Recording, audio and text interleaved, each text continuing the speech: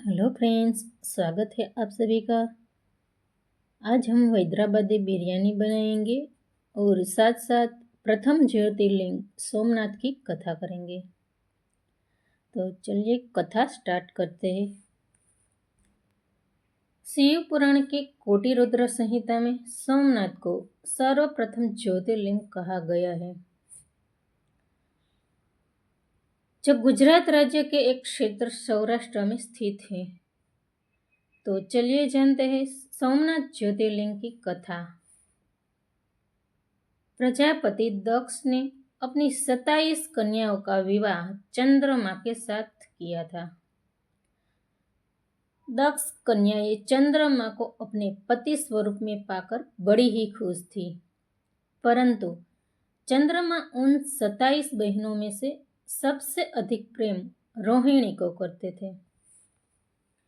इस बात से बाकी सभी कन्याएं दुखी रहने लगी और अपने पिता प्रजापति दक्ष के पास जाकर सारा वृतांत सुनाने लगी। अपने पुत्रियों के साथ चंद्रमा के दुर्व्यवहार को सुनकर प्रजापति दक्ष भी बहुत दुखी हो गए थे। उन्होंने जाकर चंद्रमा को शांतिपूर्वक कहा कि तुमने पवित्र कुल में जन्म लिया है, फिर भी तुम अपने पत्नियों के साथ भेदभाव पूर्वक व्यवहार करते हो। तुम्हारे आश्रय में रहने वाली एक कन्या के प्रति तुम्हारा प्रेम कम या अधिक, ऐसा सौतेला व्यवहार क्यों है? अब तक जो व्यवहार किया है वो ठीक नहीं है। अब आगे फिर ऐसा व्यवहार तुम्हें नहीं करना चाहिए।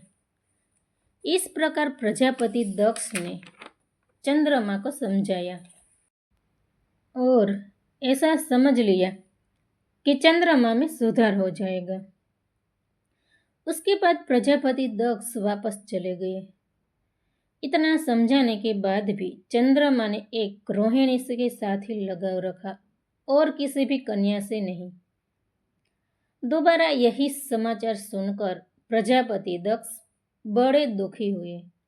दक्ष ने चंद्रमा से न्याय से वर्तन करने की प्रार्थना की, परंतु चंद्रमा ने दक्ष की बात नहीं मानी। तब उन्होंने उसे श्राप दे दिया कि मेरी आज्ञा की तुमने अवज्ञा की है, तुम्हें क्षय रोग हो जाए। चंद्रमा क्षण भर में क्षय रोग से ग्रसित हो गया। अब सभी देवगण और ऋषिगण चिंतित हो गए और सहायता के लिए सभी देवगण ब्रह्मा जी के पास गए। ब्रह्मा जी ने उनसे कहा कि जो घटना हो गई है उसे तो भुगतना ही है, क्योंकि दक्ष के निश्चय को पलटा नहीं जा सकता है। परंतु एक उत्तम उपाय है।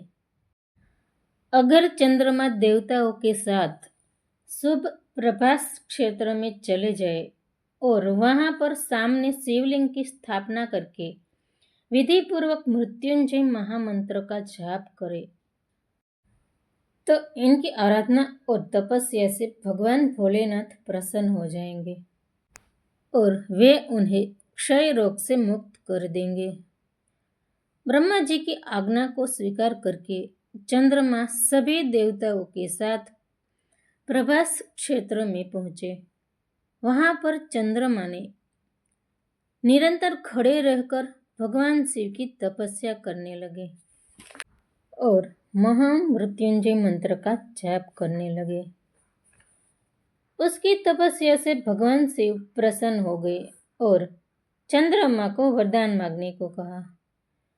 तब चंद्रमा ने प्रार्थना करते हुए कहा कि आप मेरे सभी अपराधों को क्षमा करें और मेरे इस क्षय रोग को दूर करें। तब भगवान शिव ने कहा कि चंद्रदेव, तुम्हारी कला प्रतिदिन एक पक्ष में क्षीण होगी और दूसरे पक्ष में निरंतर बढ़ती रहेगी। इस प्रकार तुम स्वस्थ और लोक सम्मान के योग्य हो जाओगे। तब उन्हें भक्तिपूर्वक भगवान शंकर की स्तुति की। ऐसी स्थिति में निराकार भगवान शिव उनकी दृढ़ भक्ति को देखकर साकार लिंग रूप में प्रकट हुए और संसार में सोमनाथ ज्योतिर्लिंग के नाम से प्रसिद्ध हुए।